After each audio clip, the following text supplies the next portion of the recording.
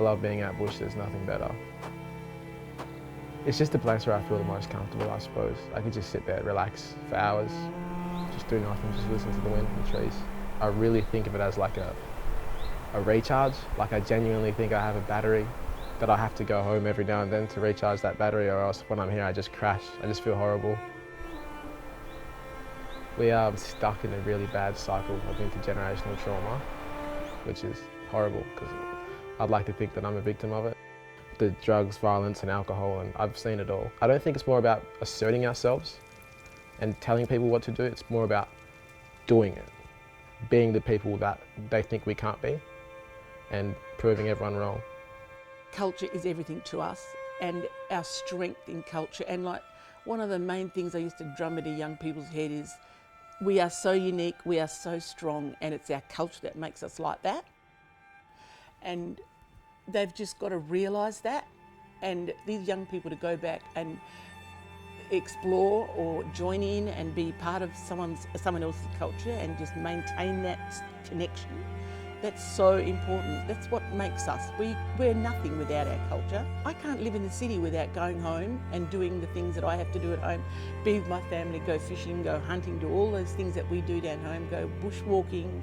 Just being on our country, walking barefoot is the most amazing thing, and you're going to do that with those kids out there.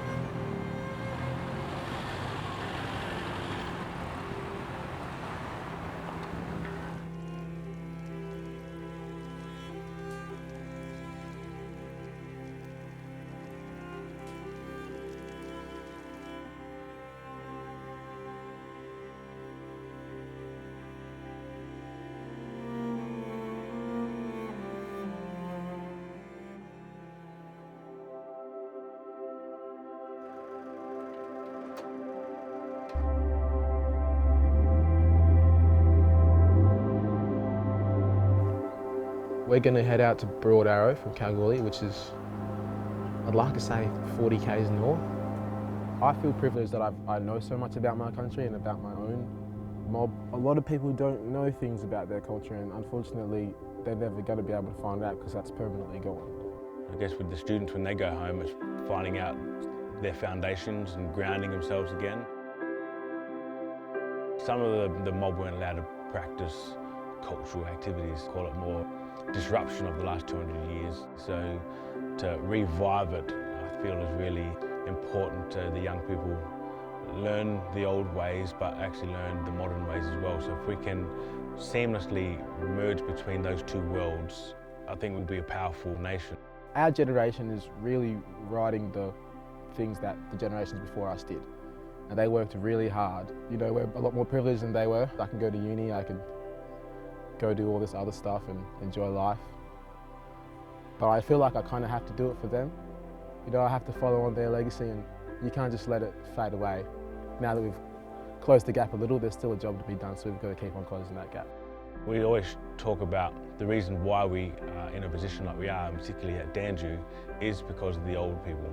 They've fought a battle for us to have the space we do. Long before the college was even there, they were saying we need equity, we need a better health system and a better education, and what they face is so much worse than what we're ever going to face. It's about us going to non-Aboriginal people, other Australians, saying, hey, come on board with us, help us. It's time for you guys to get up, stand up.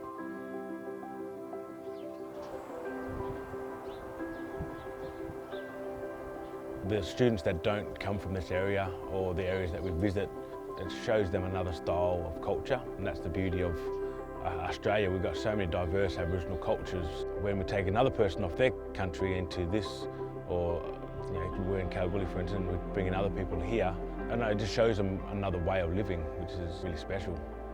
This is just as valuable learning, sitting in the dirt, digging a hole and learning exactly the way they're learning. And that's our type of learning. This is our university right here behind us and around us. And you learn not just that aspect, but you learn life lessons as well. We were privileged that we grew up with our traditional side of the family. I mean, Dad was always outnumbered because he was a new Italian guy who immigrated to Australia.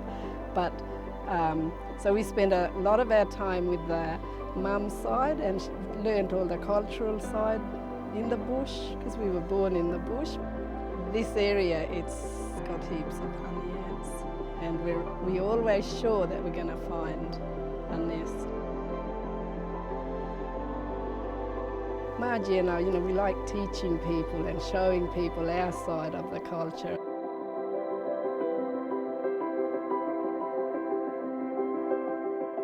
When we're out here, Margie and I always tend to speak our language, which is Juban. And so we just that's one way of keeping it alive. Because, like if we don't show people, it'll be lost.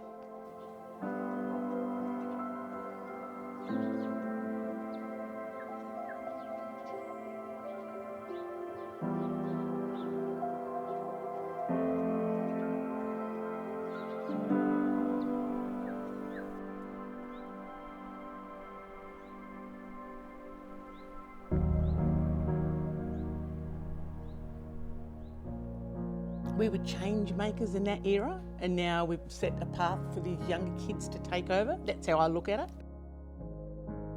And I think of my mother, how she lived in those times, and I think she showed up, that's for sure.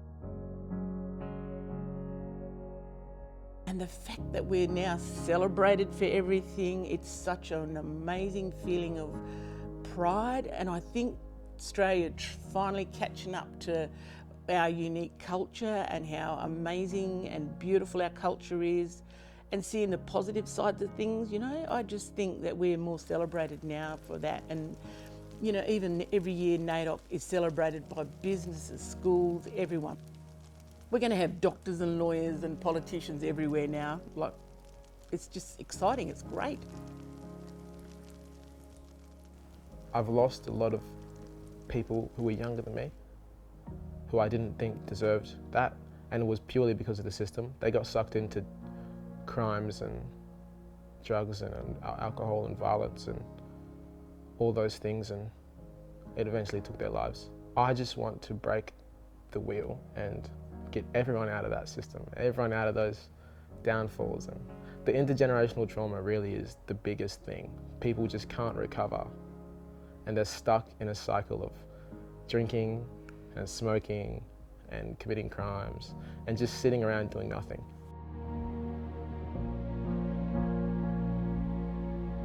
Universities create culturally safe places for these guys to come to study. So uni can be quite daunting and intimidating, but if you've got a safe space like this here, where people know that they're loved and cared for, and they get tutoring, they get all sorts of support, that's what does it. And there's places like that everywhere.